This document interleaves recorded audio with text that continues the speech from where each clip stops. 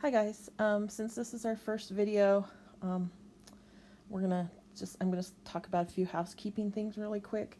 When I do make these videos and do them, they will probably be in Nearpod, as you can see. Um, I am putting in the blank notes, so if you'd like to follow along and print out the notes and follow along, you can do that. I'm not gonna slow down, so you just have to stop and rewind. If you want to find out what the answers are, if you want to try it yourself and then do it, whichever is going to get you guys the most knowledge that you can and be the best for you, just do it that way. If you want to just take notes on a piece of paper, that's fine. Whatever is going to help you learn the most.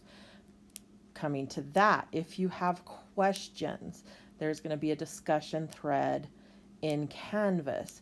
Make sure you're very specific in your question. Please don't just say, I don't understand everything.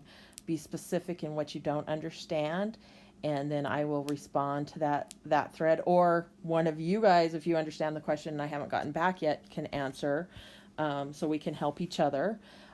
If you have a question, and there are questions already in the discussion, please make sure you've read it to see if that question has already been asked before you re-ask it, just so we're not having to keep repeating ourselves.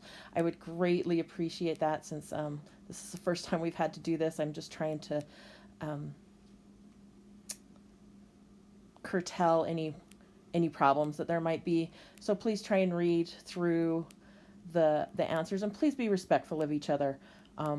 That's all I'm asking as we go through this together. And I've just realized how many times I'm saying so please forgive me for that. Here we go. So we're going to go ahead and move on. We're going to talk about graphing trig functions and what their equations are and what they mean. So we're going to go on right there. I'm going to break this into 3 different parts. So we're going to kind of like we do in class, we're going to teach something, and then you guys are going to work on some of the homework, and we're going to teach and then work on some of the homework, teach and work on some of the homework. And then there may be a small Delta Math assignment attached to each of these also. But I'm not going to do any more than 12 to 16 problems on a Delta Math. At the most. I don't want to do very many problems, because I know that your time and computer time is of essence also, just like mine. So it's not going to be very many, and most things will be due, like at least if it's Delta Math, at least a month in advance. But you guys try and do it, because the assessments, we're working out how to do the assessments as far as the checkpoints, and we'll let you know for sure how that's going to be done soon. So here we go. Graphing trig functions. So normally, when I do this lesson, you guys are figuring this out. For each angle below, calculate the value of sine of x and cosine of x to 2 decimal places on the chart and graph the points. So if you'd like to figure it out, it's really easy. I'm in my calculator. I'm just going to do sine of 0, and I get 0. Sine of 30, sine of 45, sine of 60, sine of 90, sine of 120, right? And then I'm going to go through and do the same thing with cosine, and I get the numbers that I get rounded to 2 decimal places, and I graph them on the graph. And as you can see, I color-coded it also. So the purple line is sine, and the green line is cosine. That's what they look like. I just want to point out a few things. Let's see. Notice cosine starts here and sine starts here. And then also notice where cosine bottoms out, crosses the x-axis, and is at those peaks. And that's where you really want to pay attention to when we're talking about sine and cosine. Where does it cross the x-axis? What are the... Oh, probably should have been right there. I was a little off. Where are the peaks and where are the valleys?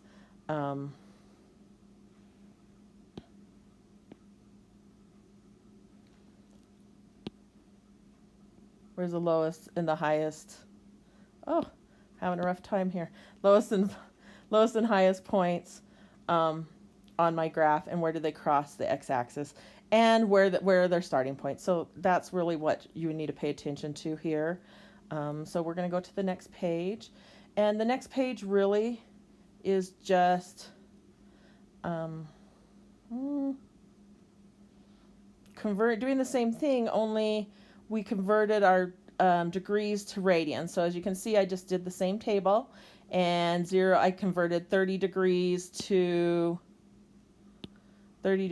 pi over 6, and 45 to pi over 4.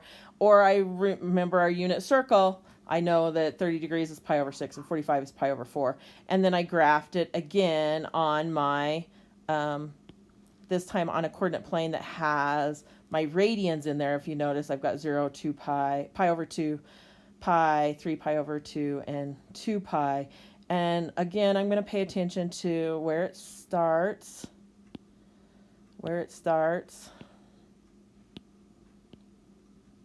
and my peaks, my x-intercepts, and my valleys. Okay, and I'm going to do the same thing with cosine, valleys, x-intercepts, and where it starts. Okay, so here we're also going to talk about domain and range, and if it makes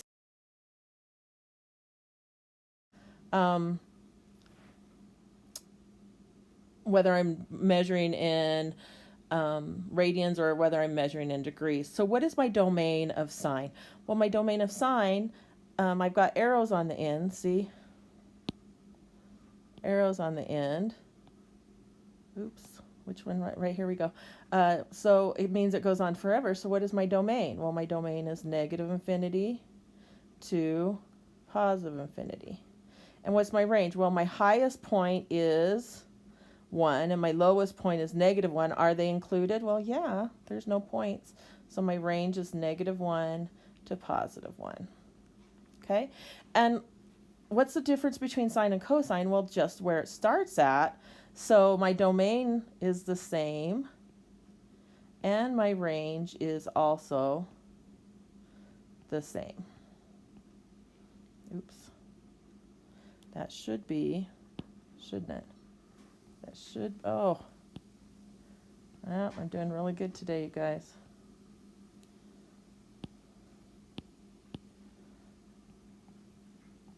There we go. There we go. Included. So my domain and my range are the same for that. Here we go on to talking about how to find this information from, well, we have a few definitions. My midline is the horizontal axis that is used as a reference line about which the graph of a periodic function oscillates. It's also symmetric. Yeah, can't say it's symmetric. It is it's the line that divides the function in half.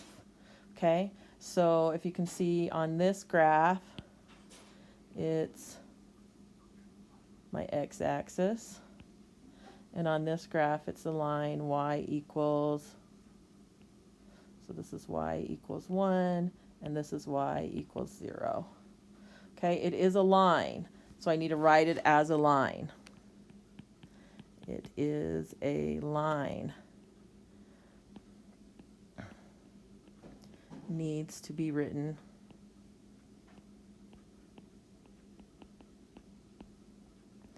as a line. Okay, so it needs to be written as a line when I'm answering questions about the midline. So here we go. The amplitude. Amplitude is the height from the center line to the peak or trough of a periodic function. So here's my height. Here's my valley. Okay, so my amplitude goes from the midline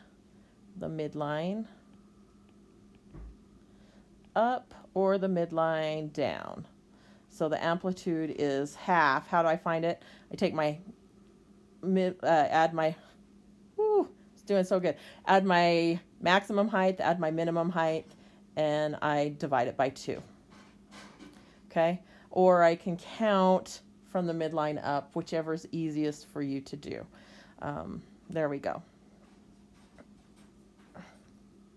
Next word is the period. Period goes from one peak to the next, or from any point to the next point. So I can go from this point to this point, and that's my period, from one peak to the other peak. Or I could go from this point to, let's see, this point right, to see where I start going back up at, sorry.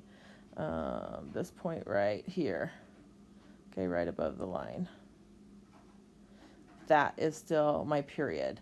So it's the same, one point to exactly the same point on the next time, the next point. Those are just the periods.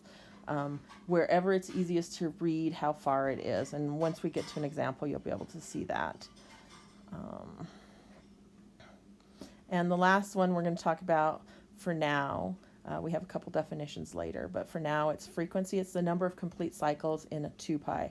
So if this is 0 and this is my 2 pi here, okay, say this is 2 pi, here is 1 complete cycle, here's 2 complete cycles. They kind of have it up there for you, but here's 3 complete cycles, and here's 4 complete cycles. So my frequency would be 4. How many times does it make that complete cycle? And that's my frequency in 2 pi. Okay, so now we're going to just practice that. It says, identify the midline, amplitude, period, and frequency of each graph. So where's my midline? Well, my lowest point is -3. My highest point is +3. So halfway between -3 and +3 is 0. So y equals 0.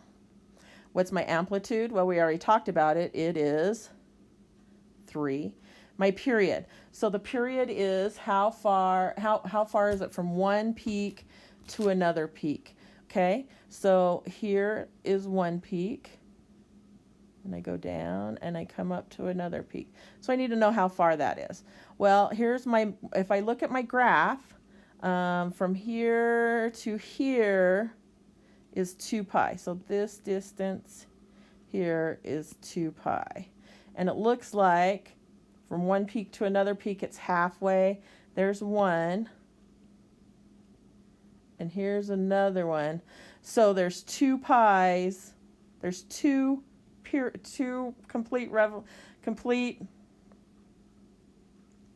troughs, two complete pieces from one peak to the other, complete revelations, however you want to say it, from one point to the other, from here to here. Here's 1, and here is 2. So that kind of means my frequency is 2, because there's 2 and 2 pi. Well, how far is my period? Well, half of 2 pi is pi. Yeah, so 1 complete revelation in pi. Okay. So we're going to do that again. I think we have a couple of these to practice on before I'm going to send you off on your own again. So here we go again. Identify my midline. Well, my lowest is 0.5, and my highest, negative 0.5, and my highest is 0.5. So again, that means my midline is at y equals 0. My amplitude, my height is 0.5. Or, I don't care, you could write it as a half. 0.5 and a half are the same. So my period, so here's my, if I'm going to start here, right? And where's my next one at? It goes all, oh, I'm so good at tracing, you guys. All the way to here. How far is it from one to the other? Well, it's 2 pi. So that means my frequency is 1. Because there's only 1 complete revelation in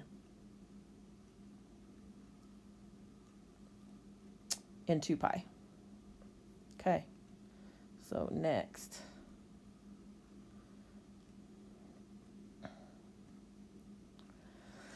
Okay, so notice about this graph, it's not measured in radians, it's in degrees. I can still do it in degrees, it's fine. I'm still going to do the same thing.